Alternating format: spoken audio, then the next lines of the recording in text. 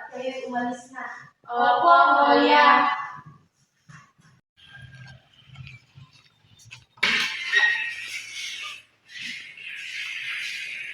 Kuya, patingin naman ang pinupuntahan mo.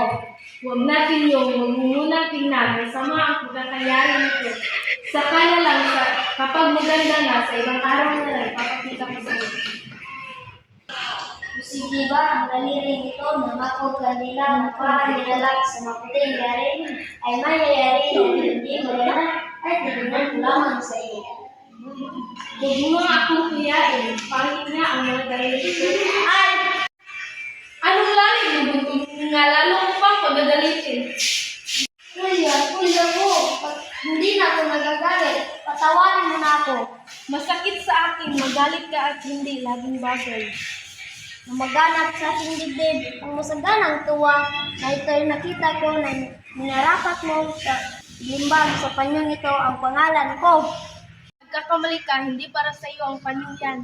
Sinungaling yan at kanino ang pangalan niyan? A. Antonio, E. Narcisa, F. Flores. Yan. Iaalay ko sa kanya ngayong kaarawan ng Pasko. Sa akin na, kung sa amang o sa demonyo, bakit may lalagay A, N at F? Oo nga, pagkat ang E ay amang, at ang N ay natin, at ang F ay file, ay natin file. Niloloko mo ba ako? Malaking kalipustan. Huwag mo akong aglahin kung ang sa mga tao nila. Madaling magkumantin ng tayo ako. Aba, nasakaganti na ako.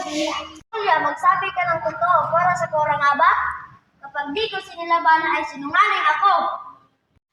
Hulya, nakita mo ba ang balong kong magato? Manong Tenyam. Oh, paano ka luwas? Dinakip ko ang tatang mo ng voluntaryong Santa Maria. Yata, sinakit si tata? Opo, sa Bulacan daw po dalawin. Kung paano nagsusundan si tata? Hindi ka sandali, kami ay nasama. Hulya, magtapos ka. Opo. Si Kapitan Luis, ito'y tagaroon sa amin. Masamang tao ito. Kung hindi man mason, marahil, ilog istiro. Sabagkat kung siya'y sumulat, maraming kabayo. Hindi ako kabayo, Among.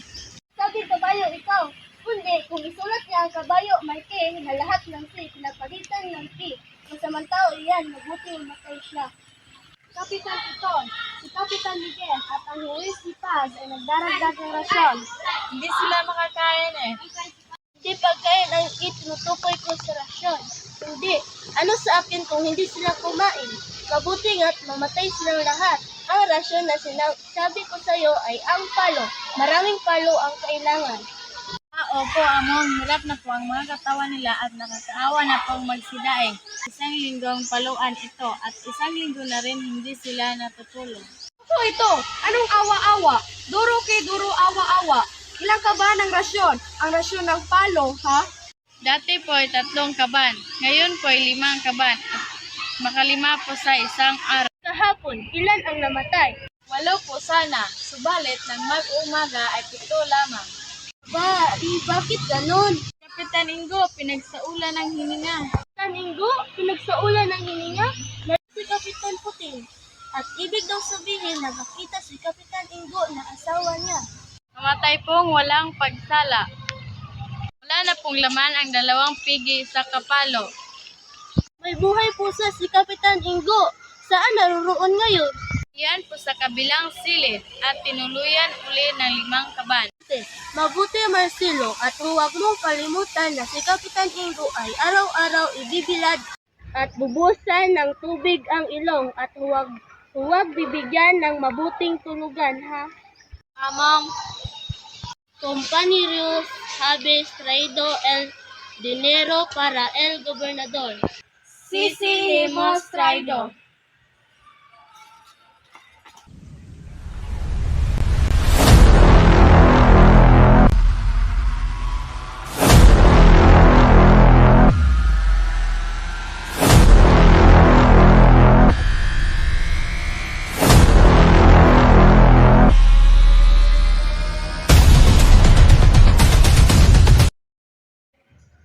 Bubo ako. Ano nga po?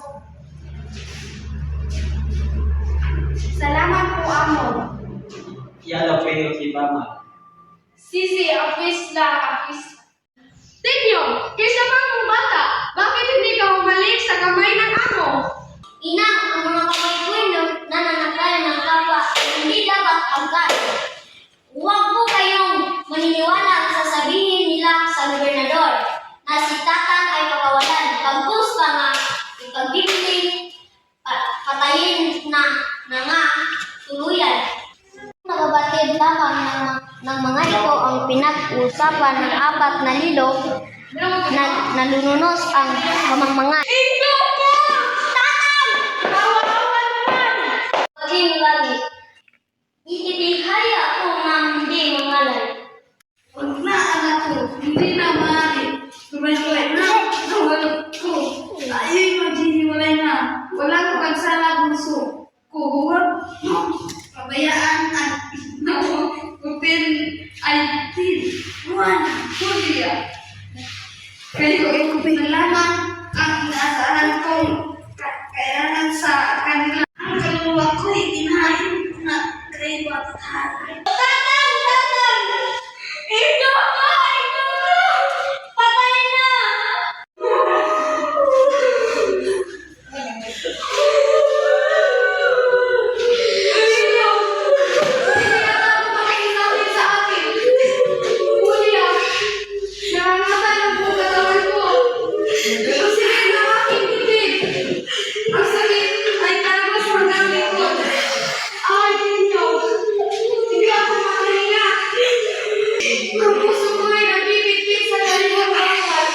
Langit na mataas!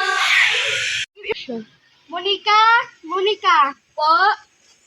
Halika! Bakit po? Pumaroon ka kay Lucas. Sabihin mong hinihintay ko siya. Opo. Magmadali ka. Aling Julia, pinapatawag niyo raw ako. Alam ba kung nasaan ang manong Tinyong? Hindi po. Lucas, pwede mo bang ibigay ang sulat na ito para kay Tinyong? Opo, makaasa po kayo na ito ay darating sa kanya. Ano po?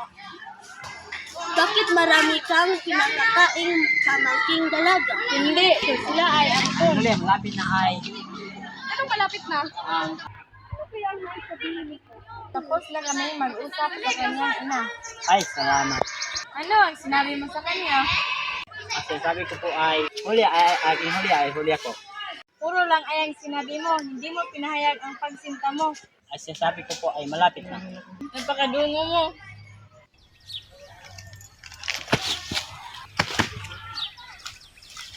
Lucas, bakit ka narito? Matagal na kitang hinahanap, Kapitan. Tingnan mo ang aking itsura. Binugbog ako ng mga kaaway. Bakit ka narito? Ano ang iyong pakay? Meron akong ibibigay sa iyong sulat. Kanino ito galing? Buksan mo para malaman mo kung kanino yan galing. Tinyong, umayon tayo sa kalooban ng langit. Ang ina mo ay binawian ng buhay noong umalis ka.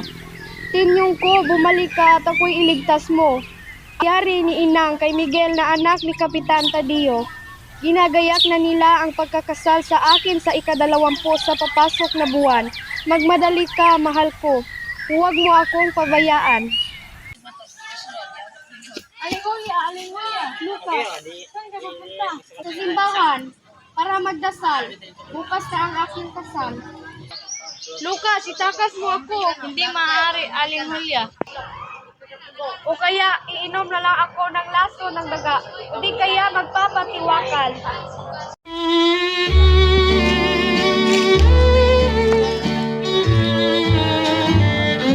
Julia, nandito na po si Kapitan Tinyong. Tinyong, mahal ko! Aling Julia, malapit na pong mamatay si Kapitan Tinyong. Julia, nariyan na si Paring Teban. Julia, nandito na ang Paring Teban. Aling Juana, pagsabihan mo nga si Julia. Julia naman! Paring Teban, hindi ako papayag. Pumayag ka na. Malapit na yung mamatay, oh. Masama nga ang kutob ko. Pakasal ka mag-isa mo! Grabe, sumasakit ni.